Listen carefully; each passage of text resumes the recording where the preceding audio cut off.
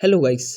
इससे पहले वीडियो में हमने जाना how big is China ship building industry, जिसमें हमने देखा कि चाइना पूरे वर्ल्ड का 50% से ज़्यादा शेयर रखता है शिप बिल्डिंग में। यानी कि हर दो में से एक शिप चाइना में ही बनती है, और वहीं बाकी पूरी दुनिया चाइना से कोसों दूर है शिप बिल्डिंग में। और उसी स्टोरी को आगे फॉरवर्ड करते हुए इस वीडियो में हम ये जानेंगे कि चाइना इतना बड़ा कैसे हो गया, क्या किया आखिर चाइना ने जो कि वो पूरे वर्ल्ड को डोमिनेट करने लगा इस इंडस्ट्री में, और इंडिया क्या कर रहा है और क्या कर सकता है इस इंडस्ट्री में एक डोमिनेंट प्लेयर बनने के लिए। देखिए, चाइना की आज की पोजीशन जानने के लिए हमें शिप बिल्डिंग का थोड़ा इतिहास जानना होगा। वैसे तो ये इतिहास बहुत पुराना है, बट उतनी पुरानी बातें हमारे किसी काम की नहीं, बिकॉज उस समय जो शिप्स बनती थी उन्हें मैनुअल लेबर और विंड के स्पीड से कंट्रोल किया जाता था। फिर आए स्टीम इंजन से चलने वाले शिप, एंड फिर आए लेटेस्ट टेक्नोलॉजी से चलने वाले मोटर इंजन कार्गो शिप्स, जो कि अभी भी यूज़ होते हैं।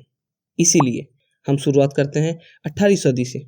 18वीं सदी खत्म होते होते स्टीम इंजन से चलने वाले शिप्स यूरोप, फ्रांस में बन चुके थे, जिनके कारण शिप्स का साइज तो बढ़ रहा था बट ट्रैवल टाइम कम हो रहा था, जिसके कारण आगे बनने वाले सारे शिप्स स्टीम इंजन टेक्नोलॉजी के साथ बनने थे। उस समय बाकी सारी कॉन्टिनेंट की कंट्रीज यूरोप के super power like France, Britain, Spain जैसे कंट्री से कॉलोनीज बन चुके थे, जिनका खुद का कोई वजूद नहीं था। वो अपने ही देश में अपने ही लोगों के बीच में बैठकर इन यूरोपियंस के गुलाम बन के उनके लिए काम कर रहे थे, ताकि वो अपने ही देश में शांति के साथ रह सकें। स्टीम इंजन की टेक्नोलॉजी यूरोप में बनी थी, इसीलिए उन्होंने इस टेक्नोलॉजी को अपने कॉलोनीज के बिल्डर्स के साथ शेयर नहीं किया, और यहीं से यूरोप की डोमिनेंस शुरू हुई शिप बिल्डिंग में। बट समय के साथ एक दूसरे देश में इंडस्ट्रियलाइजेशन एंड टेक्नोलॉजी बहुत ज़ोर शोर से बढ़ रही थी, और वो कंट्री थी यूनाइटेड स्टेट्स ऑफ अमेरिका। जहाँ यूरोप अपने अंदर की रिवॉल्ट से सुलझ रहा था, तो वहीं बाकी पूरे वर्ल्ड में भी रिवॉल्ट की शुरुआत हो चुकी थी।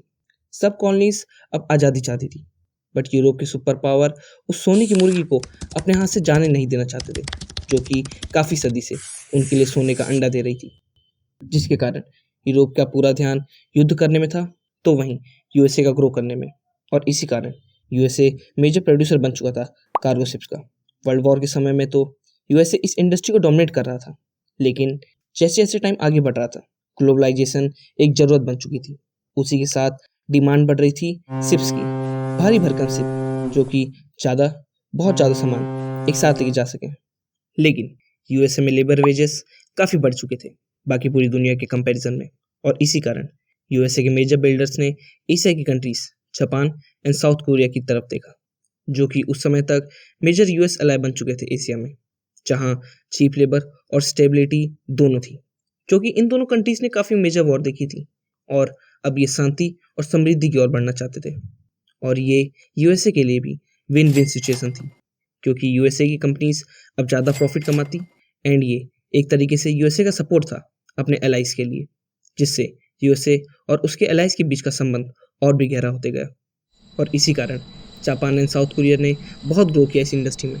इस अपॉर्चुनिटी को देखते हुए जापान एंड साउथ कोरिया ने अपनी कंपनीज बनाई, खुद की शिप बिल्डिंग इंडस्ट्री ग्रो की, चीप लेबर और बहुत सारे इंसेंटिव्स देकर इस पूरे मार्केट को कैप्चर कर लिया। और कैप्चर भी ऐसा किया कि 21st सेंचुरी की स्टार्टिंग में जापान एंड साउथ कोरिया पूरे वर्ल्ड का 75% से ज़्यादा आउटपुट शेयर रखते थे। लेकिन शिप बिल्डिंग इंडस्ट्री बहुत ही ज़्यादा लेबर डिमांड करती है with great and latest technology, और वहीं इस समय तक जापान एंड साउथ कोरिया की पॉपुलेशन ग्रोथ रुक सी गई थी। वहाँ पे लोग मॉडर्न कल्चर की तरफ माइग्रेट कर रहे थे, सर्विस सेक्टर की तरफ मूव करने लगे थे for more money and better life.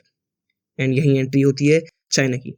China ने और भी बड़े इंसेंटिव्स दिए, और भी cheap labour, mega infrastructure develop किए पूरे चाइना में।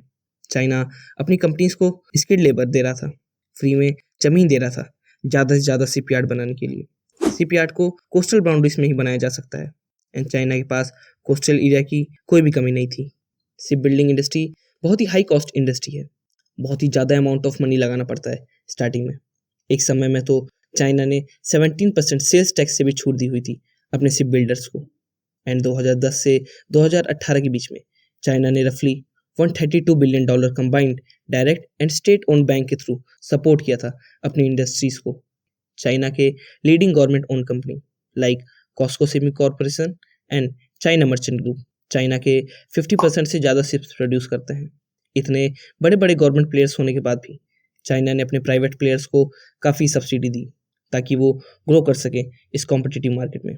चीप एंड स्किल्ड लेबर की कमी ना हो शिप बिल्डिंग इंडस्ट्री में, इसीलिए चाइना ने अपने यूनिवर्सिटीज़ में नेवल आर्किटेक्चर डिपार्टमेंट इस्टेब्लिश किया।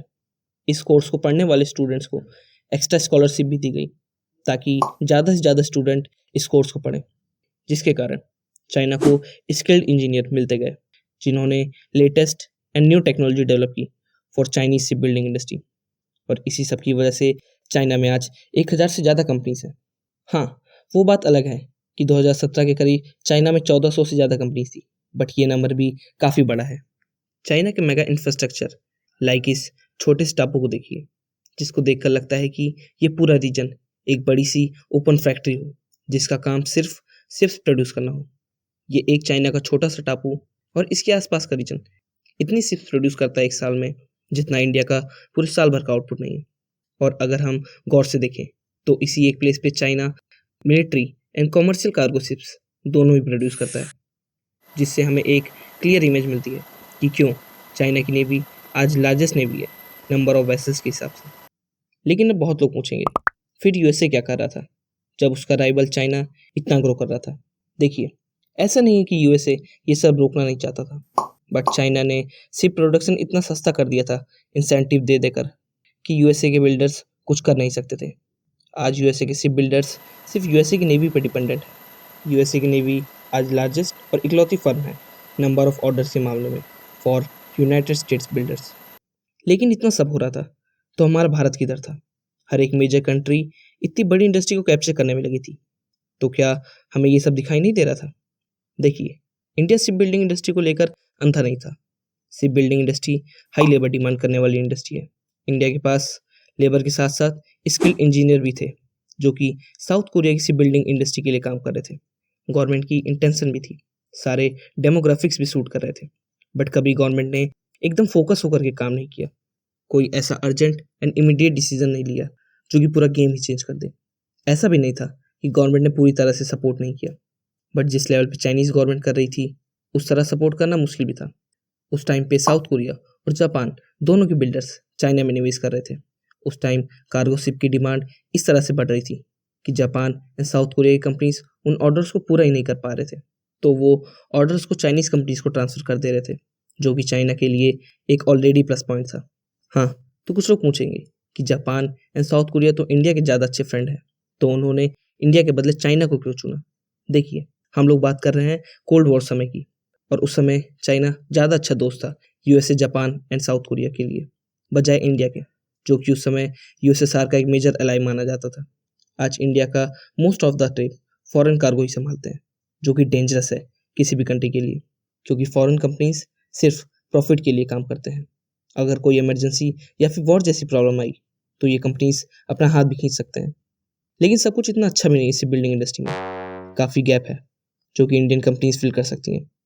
चाइना एंड कोरिया की कंपनीज बड़ी शिप्स का ऑर्डर लेने लग गई हैं, जिसकी वजह से स्मॉल शिप्स में कंपटीशन कम है। सो इंडिया की बिग कंपनीज को चाइना की छोटी कंपनी से लड़ना होगा इन ऑर्डर्स के लिए।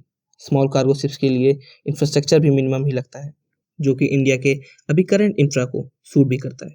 शिप्स का रिपेयर एंड मेंटेनेंस मुश्किल होता है एंड प्रॉफिट उसी हिसाब से कम होता है।